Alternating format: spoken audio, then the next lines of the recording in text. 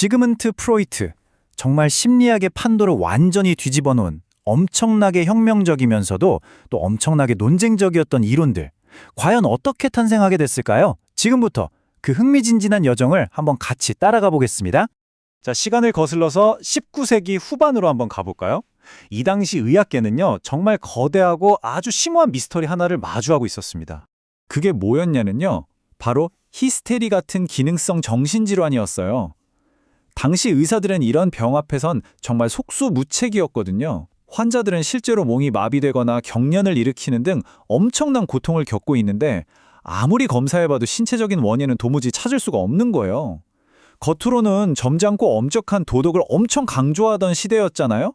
그러니 이렇게 설명할 수 없는 마음의 병은 그냥 미지의 영역으로 남겨져 있었던 거죠. 바로 그때 첫 번째 돌파구가 아주 의외의 인물에게서 나옵니다. 프로이트의 동료였던 요제프 브로여라는 사람이었는데요. 이 사람이 당시로서는 꽤 낯설었던 최면이라는 기법으로 히스테리를 앓던 한 젊은 여성을 치료하고 있었던 거예요. 그러다 브로이어가 정말 놀라운 사실을 발견하게 됩니다. 뭐냐면 환자가 최면 상태에서 잊고 있던 고통스러운 기억을 막 떠올리면서 그 안에 억눌려 있던 감정들을 남김없이 쏟아내는 거예요. 브로이어는 이걸 카타르시스라고 불렀는데 이 과정을 거치니까 글쎄, 증상이 거짓말처럼 사라지는 걸 목격한 거죠. 이 사례는 전환이라는 아주 혁신적인 개념으로 이어졌습니다. 말 그대로 정신적인 갈등이 신체적인 증상으로 바뀔 수 있다는 거죠. 이건 정말 급진적인 아이디어였어요. 왜냐하면 눈에 보이지 않는 마음이 우리 몸에 직접적인 영향을 미친다는 증거였고, 더 나아가서 우리가 인식하는 의식 너머에 무언가, 바로 무의식이라는 게 존재한다는 아주 강력한 단서였거든요. 하지만 이 초기의 성공이 완벽한 해결책은 아니었습니다. 프로이트는 곧 최면술의 명백한 한계를 깨닫게 됐고 결국 새로운 길을 찾아야만 했죠. 일단 모든 환자가 최면에 잘 걸리는 게 아니었어요. 그리고 더 큰 문제는 치료 효과가 잠깐뿐이라는 거였죠. 증상이 자꾸만 끈질기게 재발하는 겁니다. 아, 이건 근본적인 해결책이 아니구나 싶었던 거죠. 그래서 프로이트는 접근법을 완전히 뒤집어 버립니다. 바로 그 유명한 자유연상 기법을 만들어낸 건데요. 이건 더 이상 치료사가 뭘 유도하는 게 아니에요.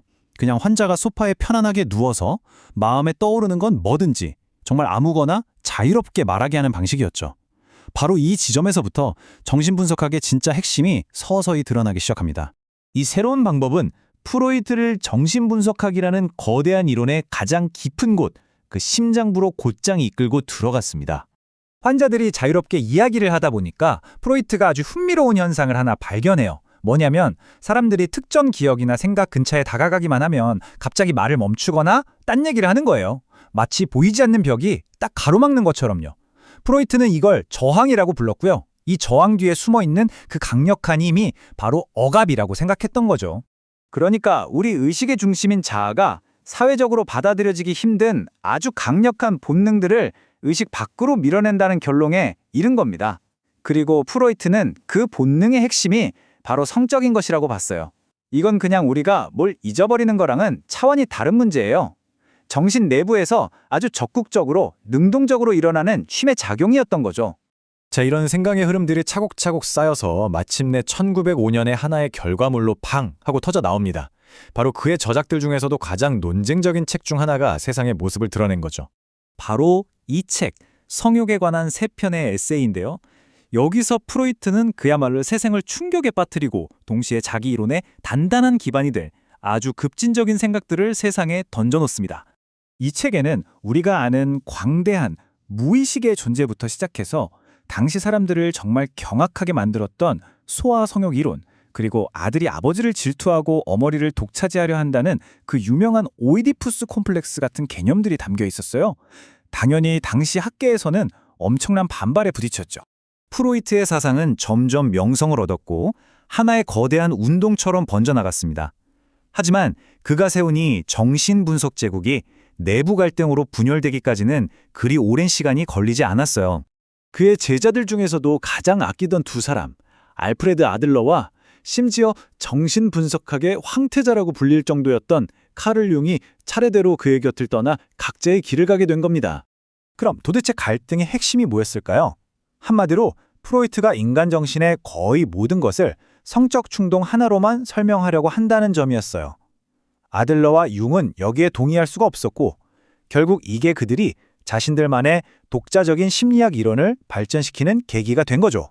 뭐 이런 분열이 있긴 했지만 그렇다고 프로이트의 영향력이 줄어든 건 아니었어요. 그가 남긴 유산은 그야말로 어마어마했습니다. 그는 우리가 우리 자신을 이해하는 방식 자체를 영원히 바꿔놓았다고 해도 과언이 아니죠. 프로이트의 발견은 종종 인류의 자존심에 가해진 세 번째 충격이라고 불리기도 합니다. 첫 번째가 코페르니쿠스가 지구는 우주의 중심이 아니다라고 한 거고요. 두 번째는 다윈이 인간은 동물과 다르지 않다고 한 거죠. 그리고 세 번째가 바로 프로이트예요. 인간은 자기 마음의 주인조차 아니다라고 선언해버린 셈이니까요. 이런 생각은 결국 문명에 대한 아주 비관적인 견해로 이어집니다. 프로이트가 보기에 문명이라는 건 우리의 원초적인 본능을 억누르기 위한 거대한 통제 시스템 같은 거였어요. 그리고 바로 그 억압 때문에 우리가 근본적으로 불행할 수밖에 없다고 생각했죠.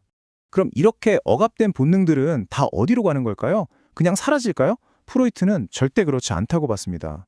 이게 예술이나 학문처럼 사회적으로 가치 있는 것으로 승화되기도 하지만 때로는 원인 모를 불안 같은 신경증 증상이나 중독, 종교, 심지어는 전쟁 같은 파괴적인 형태로 터져 나온다고 본 거예요. 물론 프로이트의 이론은 비판도 엄청나게 많이 받았습니다.